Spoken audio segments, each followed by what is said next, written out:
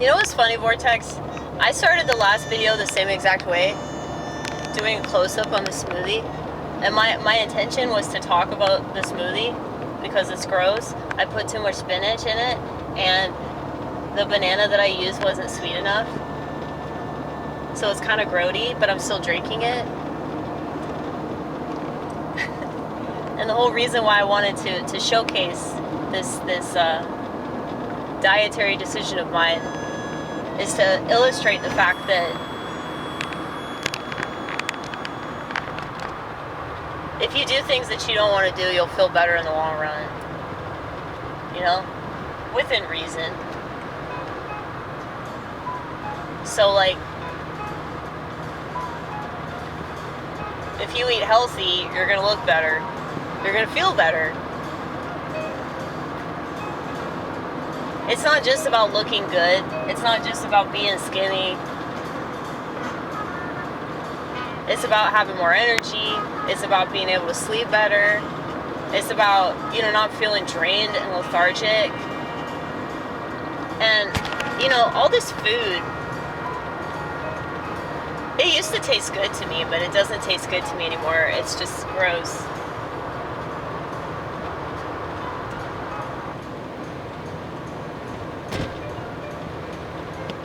But, I'm forcing myself to drink this even though I don't want to, because I know that it's healthy.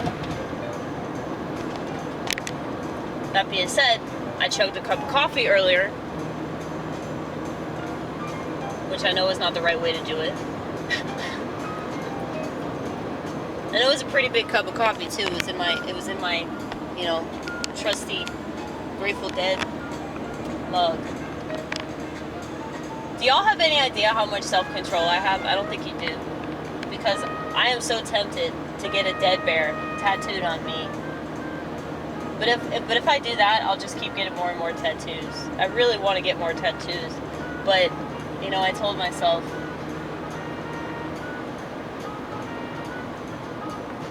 since I became a Christian, that I wasn't going to do that anymore because I see the body as a temple, I'm pretty sure we're not supposed to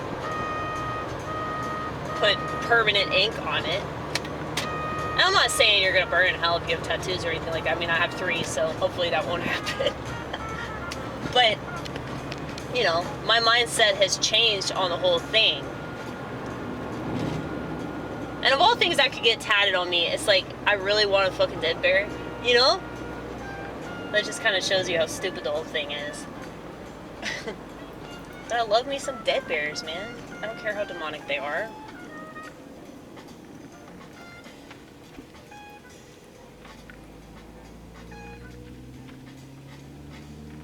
Everything can be demonic, I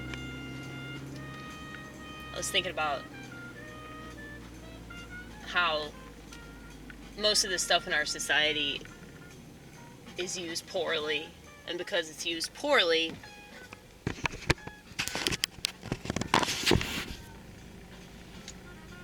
people have no choice but to self-destruct. But if they used it right,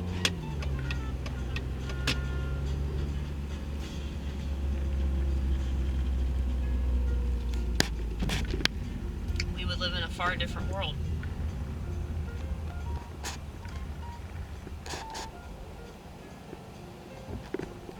But people just need to look at everything like it's a drug. And if that's the case, then they'll figure out how to use it properly and not abuse it.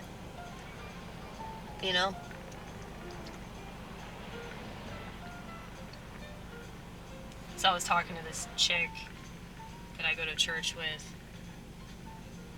and she was, agreeing with everything I say on technology, and, it's demonic, and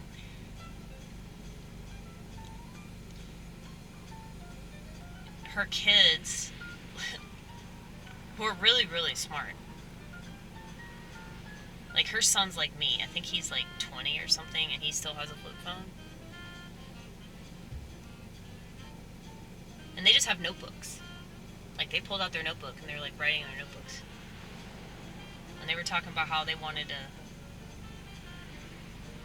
come up with, like, you know, restaurants with no Wi-Fi. And yeah, this is a pipe dream, right? I think it'll be more and more of a possibility in the future. If things are bad enough, if people get sick enough,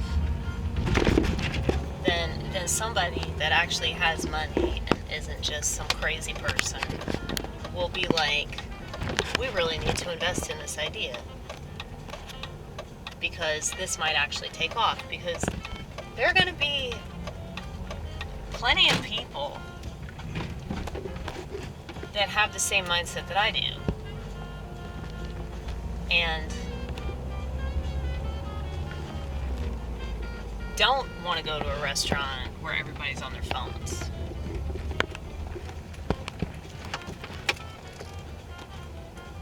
And they don't want to be tempted with free Wi-Fi. And they just want to get away from all that. So, unfortunately though, the smartphone is a way for people to pay for their stuff, you know? So, that's the bad thing about all this. But I think it's possible for people to, like, turn away from all that. But yeah, if they recognize the threshold that it has over them, then they'll want to do something different. They'll want to use it in a different way, if they have to use it at all. And most people do have to use it, unfortunately. But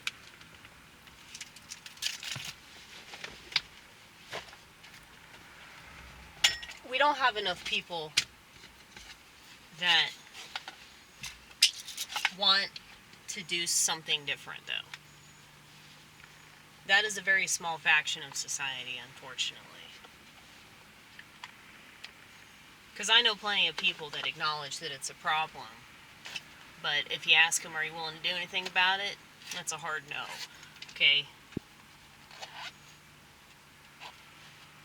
It's like something I noticed.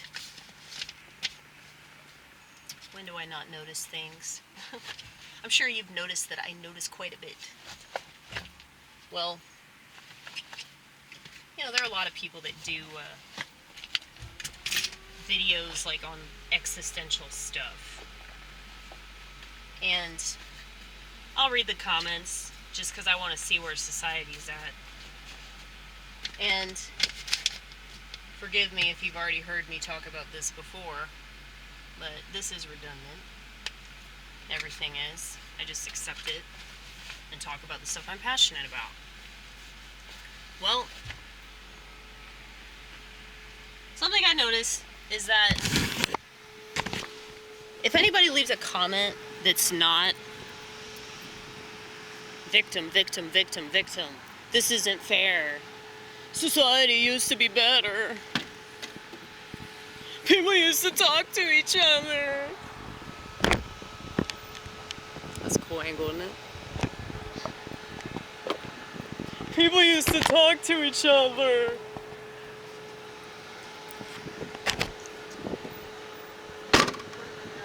That still exists. You just clearly haven't sought it. I mean, why do you think I'm Orthodox? Because I don't want to see the world this way. Well, all the victim playing comments have, like, typically like hundreds of rebuttal comments, like agreeing with those people, you know, like whoever made the original comment, like they're lauded as some sort of truth teller, you know? And this is why I hate the internet so much. Well, one of the many reasons. But anytime that somebody leaves a comment like the kind that I would leave, that's like, it's up to you, actually. You choose what you pay attention to. You choose what you focus on. You choose what you do. You choose to have a smartphone. You choose to have an Apple Watch. You choose to have all the apps. You choose to go on Twitter and Facebook and Instagram as often as you do. There are people out there, typically Orthodox, that don't like this about society. So they use the smartphones as a tool, and that's it. Because they recognize the danger. They recognize how detrimental it is to them and to the society that they live in, and they don't want to be part of all that. So I just can't do this victim shit anymore. Like, I just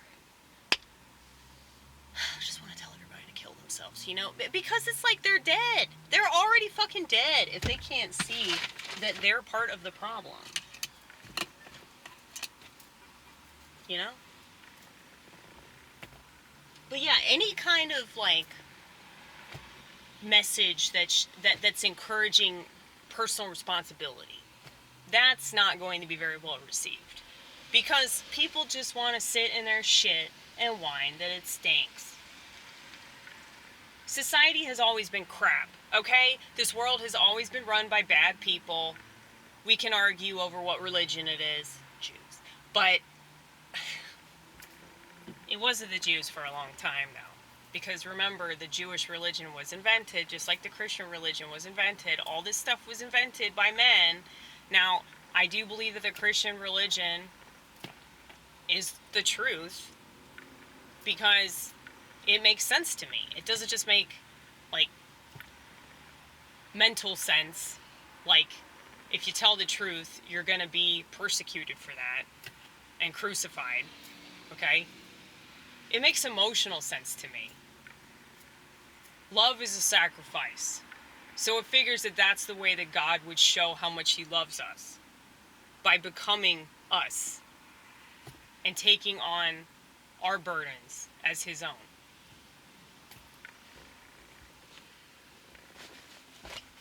But that's my own interpretation of it. I don't care what your interpretation is. That is still mine. You know? But I do believe that there's no greater threat to Christianity than Christians. Because Christians are whining up a storm because they're being persecuted. So, obviously somebody didn't read the Bible, okay? It's just kind of ridiculous.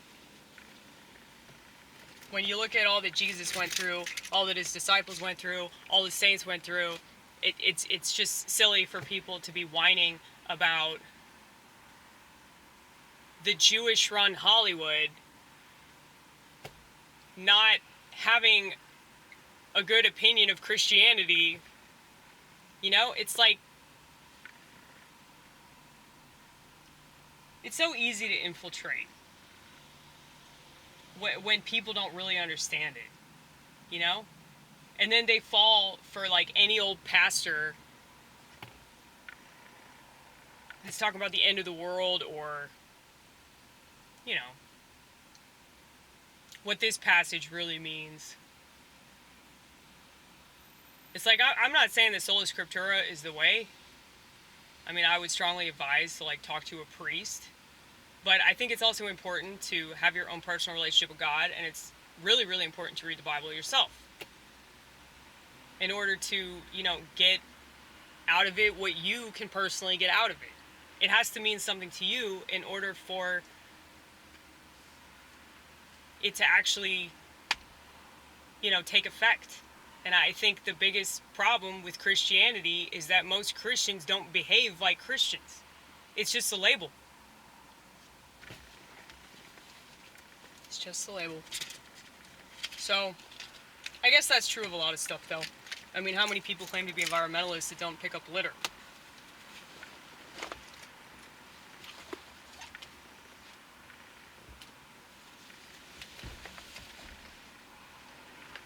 It's just kind of stupid.